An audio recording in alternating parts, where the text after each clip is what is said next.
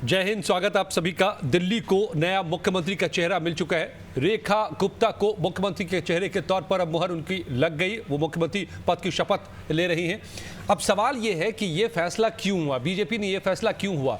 एक तीर से दरअसल कई निशानों को साधने की कोशिश है बीजेपी की, जो अक्सर हमेशा ही बीजेपी को रणनीतिक तौर पर ये देखा जाता है बीजेपी की तरफ से ऐसा ही होता है। अब तक सस्पेंस बना रहा था, 11 दिनों तक कोई नाम सामने नहीं आ सका और आखिरी लम्हे में जो नाम सामने आया तो उसने, हालांकि वो बिल्कुल कहेंगे कि चौंकाने वाला था, ऐसा भी नहीं है। रेस में रेखा गुप्ता का नाम भी सामने आ रहा था, लेकिन उन्हीं के नाम पर मुहर लगेगी ये कतई नहीं पता था। बहरहाल सवाल यही है कि क्यों रेखा गुप्ता को आखिर सीएम बनाया जा रहा है दिल्ली का। क्या बीजेपी इससे पॉलिटिकल मैसेजिंग करना चाहती है या पॉलिटिकल बेनिफिट लेना चाहती है, इसको जरा समझिए। फटाफट आपको मैं बता देता हूं। एक तो ये समझ लीजिए कि रेखा गुप्ता है कौन। तो रेखा गुप्ता का प्रोफाइल अभी बताऊं। दिल्ली के शालीमार बाग से विधायक बनी है, 30,000 वोटों से चुनाव जीती है। दिल्ली बीजेपी की महासचिव भी के पद पर ये मौजूद हैं। महिला मोर्चा की राष्ट्रीय उपाध्यक्ष भी हैं और दक्षिणी दिल्ली की मेयर रह चुकी है। ये एक उनका तजुर्बा है प्रशासनिक स्तर पर, जो कहा जा रहा है कि क्या उनका तजुर्बा है, तो एक ये तजुर्बा है। एबीवीपी से ही राजनीति की शुरुआत उन्होंने की थी और 1996 में दिल्ली यूनिवर्सिटी स्टूडेंट यूनियन की अध्यक्ष भी रह चुकी हैं रेखा गुप्ता। तो एक तो ये प्रोफाइल है उनका। अब समझिए कि क्यों रेखा गुप्ता ही दिल्ली की सीएम। इससे एक तीर से कई निशाने कैसे साधने की कोशिश है।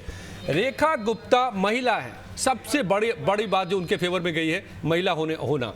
महिला इस वक्त कोई भी सीएम बीजेपी या एनडीए के खेमे में कोई महिला सीएम नहीं है, कोई वुमेन फेस नहीं था। इससे पहले वसुंधरा राजे राजस्थान में हुआ करती थी, अब वो बदली जा चुकी है, रिप्लेस की जा चुकी है। तो इसके बाद ये सवाल उठ रहा था कि क्या महिलाओं को पीछे कर रही है बीजेपी। ये सवाल कभी भी आ सकता था सामने, तो इसको ये अब सवाल खत्म कर दिया बीजेपी ने कि नहीं, हम महिलाओं को भी आगे रखते हैं। और एक सीएम, देखिए हमारा दिल्ली में सीएम महिला है और महिला वोट बैंक बीजेपी के लिए काफ़ी अहम है। ये समझिए, बीजेपी और एनडीए ने महिला वोट बैंक की पहचान की कि अलग से उसको वोट बैंक बनाया जा सकता है और कई ऐसे प्लान्स, कई ऐसी योजनाएं, कई ऐसे पॉलिटिक्स का दौर चला है जिसने महिलाओं का बड़ा समर्थन दिया है बीजेपी को, ये भी माना जाता है।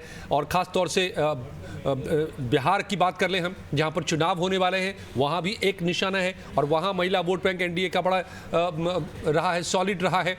कई नीतीश कुमार ने ऐसे फैसले किए हैं, चाहे स्थानीय निकाय के चुनाव में उनको आरक्षण देने की बात हो, वहाँ पर शराबबंदी हो, इन दोनों से महिलाओं का बड़ा झुकाव एनडीए की तरफ रहा है। और वहाँ इस बार बड़ी लड़ाई होगी क्योंकि लगातार 15 साल से सत्ता में रहने के बाद अब चौथी बार क्या एनडीए की सत्ता की वापसी होगी, तो ये अपने आप में बड़ी चुनौती रही है। तो बीजेपी ने एक निशाना तो साधा कि अब महिला चेहरे के नाम पर। दूसरा जो निशाना है वैश्य, हालांकि वैश्य का अलग अलग जगहों पर अलग अलग कैटेगरी में रखा गया है, लेकिन मोटे तौर पर ये ज़्यादातर जगहों पर वैश्य जो हैं उनको लेकर के भी वैश्य समुदाय को साधने की कोशिश है। आप जानते हैं कि बीजेपी को कोर वोट बैंक एक रहा है जो वैश्य समुदाय है। ये माना जाता था किसी दौर में कि वैश्य समुदाय की पार्टी है ये और उसका समर्थन तो रहता ही है, लेकिन ये बीच में टूटा भी और दिल्ली में ही टूटा। और दिल्ली में बीजेपी का अगर वोट बैंक घटा नहीं, सत्ता में 27 सालों का सूखा रहा, तो इसके पीछे क्या ये समाज दूर चला गया था, वैश्य समाज। अब एक चेहरे को यहाँ पर सामने ला करके भरोसा दिलाने की कोशिश कि नहीं, आप हमारे थे और हमारे हैं, देखिए हमने आपके समाज से सीएम बना दिया। एक ये भी कोशिश है और इसकी धमक आपको बिहार में होने वाले चुनाव में भी नजर आ सकता है, दोनों तौर पर, बतौर महिला और बतौर वैश्य समाज से आने की वजह से। और ये समाज बीजेपी का हर जगह पे कोर वोटर रहा है, ये मत भूलिए।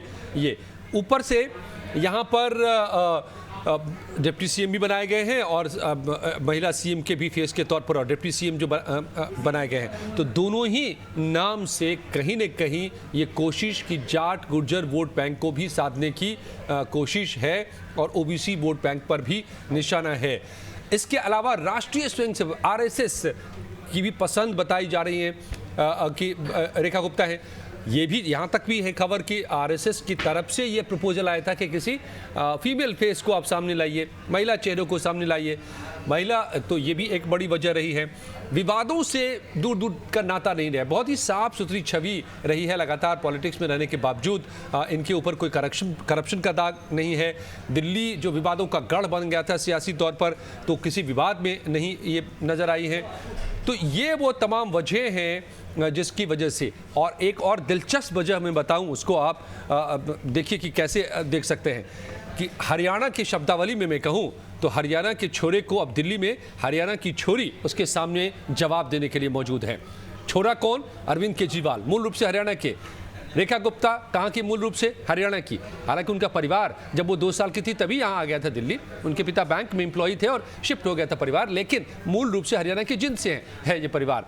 तो अब हरियाणा की ही छोरी, हरियाणा के छोरे को यहाँ पर दिल्ली में अब जवाब देगा, क्योंकि सामने ऑपोजिशन जो है वो बहुत ही स्ट्रांग है, अरविंद केजरीवाल है। तो उनको जवाब देने के लिए भी रेखा गुप्ता को सामने उन पर अटैक करना थोड़ा मुश्किल होगा। आपको क्या लगता है कि क्यों बनाया गया रेखा गुप्ता को? अपनी राय हमें जरूर बताइए। वीडियो पसंद आई हो तो लाइक कीजिए, चैनल को सब्सक्राइब कीजिए और शेयर कीजिए। धन्यवाद।